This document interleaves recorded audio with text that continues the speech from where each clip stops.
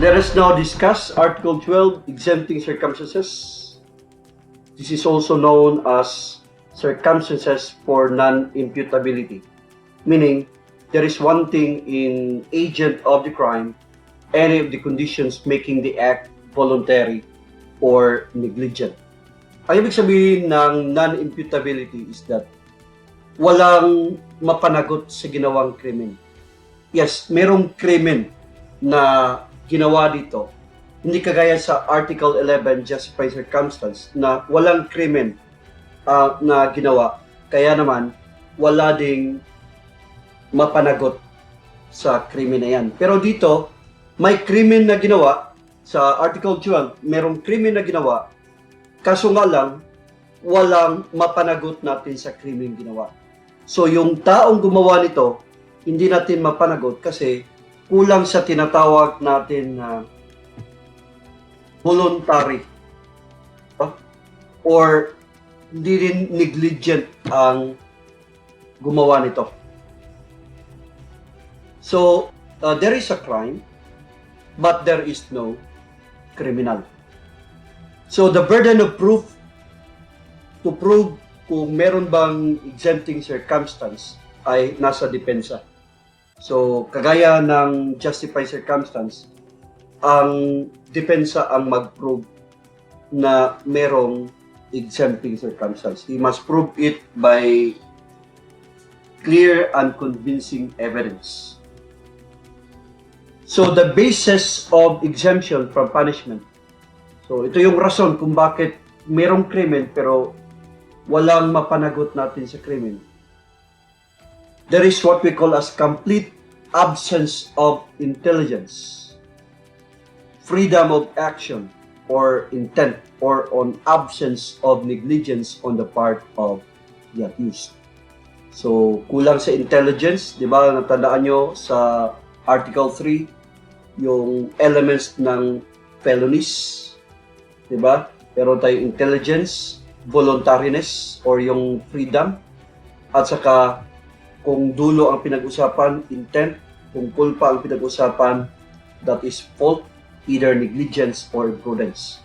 So, pag kulang sa isa sa mga requirement para merong tinatawag na felony, then the person may have committed the crime pero hindi siya mapanagot sa krimen na ginawa niya. Kaya yan ang ibig sabihin natin ng non-imputability. So let us now consider the circumstances na tinatawag natin na exempting circumstances. There are 7 circumstances. So the first one, we have imbecility or insanity, and minority, that is 15 years old and below. So dito hindi na itatanong kung meron bang discernment on the part of the minor. Basta 15 years old and below, automatic yan. By operation of the law, exempted kaagad. But in number 3, another minority, over 15 years old but below 18 years old, kailangan mo nang tingnan kung meron bang tinatawag na discernment. Ano ang discernment? That is the ability to determine what is right from wrong. So, kung ma-determine na ang bata ay may discernment nung ginawa niya ang krimen, then he can be liable, of course, under suspended sentence. So, the next is state of necessity, by accident without fault or intention of causing it. And we have number 5, compulsion of an irresistible force, and number 6, impulse of uncontrollable fear, and number 7, insuperable cause. So, merong similar circumstance sa exempting circumstance na makikita natin elsewhere in the revised penal code. So, hindi siya makita sa Article 12 pero makikita natin siya sa ibang articles sa revised penal code. So, ito ang tinatawag natin na absolutory causes. So, ang absolutory causes, kagaya siya ng exempting circumstances. Kaso nga lang, hindi siya makita sa Article 12, but elsewhere in the revised penal code. So the meaning, there is a crime, but there is no penalty for reasons of public policy and sentiment. So what are examples? We have the first one, spontaneous desistance. Sa na-discuss na natin, ito yung kusang pagpigil sa pagsagawa ng krimen. So, sa na-example na natin, no? Nabigay na natin na example, si A may intention siyang nakawin ang manok ng kanyang kapitbahay. Kaya pinuntahan niya doon sa ilalim ng bahay ng kanyang kapitbahay. Bago pa man ilabas niya ang manok sa kulungan, nagbago siya at hindi na niya tinuloy ang kanyang balak. So, in here, he has not committed a crime because that's what we call as spontaneous desistance. So, na-discuss din natin ang spontaneous desistance para magiging absolutory cause, para walang criminal liability. Dapat, nangyari ito siya bago na isagawa ang krimen. Kasi pag nakuha na niya, nailabas na niya ang manok sa kulungan, at saka pa nagbago ang kanyang isipan, at saka isauli ang manok, at sa aktong yon nahuli siya ng may-ari, nasa labas na ang manok, then the crime of theft is already consummated. So, hindi siya maka-avail ng tinatawag na absolutory cause na walang criminal liability. So, ang spontaneous desistance dapat mangyari bago pa isinagawa ang krimen. Another example is attempted or frustrated light felonies sa Article 7. So, natandaan natin na magiging punishable lang ang light felonies kung consummated. Ibig sabihin, kung attempted lang or frustrated lang ang execution sa felony, walang punishment.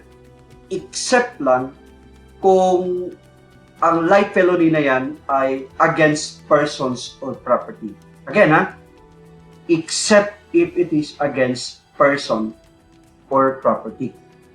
So, in that regard, kahit na attempted pa lang or frustrated pa lang, meron ng punishment. Another example is accessories exempt from criminal liability by relationship. That is under Article 20 and in light felonies. So, partly na-discuss na natin ang sa kaso sa light felonies. Tandaan natin na ang accessories sa light felonies, hindi siya liable because only principals and accomplices can be liable in light felonies. So, walang liability, walang pananagutan ang accessories. Now, ang relationship dito, magiging cause ng tinatawag na exemption. So, ma-take up natin yan, ang Article 20. And we will discuss in more detail yung accessories exempt from criminal liability by relationship. Next, slight or less serious physical injuries under exceptional circumstances. Anong circumstance ito? Anong pangyayari ito? Ito yung circumstance na nahuli ni husband or ni Mrs. ang kanyang asawa, no? Na nakipagtalik sa actual na pagkipagtalik sa ibang tao.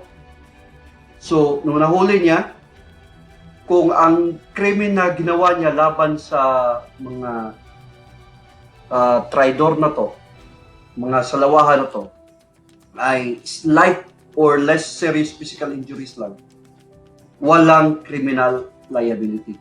Kasi ang sinabi doon sa Article 247, serious physical injuries or death caused or inflicted under exceptional circumstances. So kung slight lang or less serious physical injuries lang, walang criminal liability. Kasi pag serious physical injuries or di kaya napatay niya ang dalawas, basta ang importante, naaktuhan niyang nagtatalik. Then, the husband or the wife may be liable, pero ang penalty na ipapataw is only distiro. Next is theft, swindling, malicious mischief,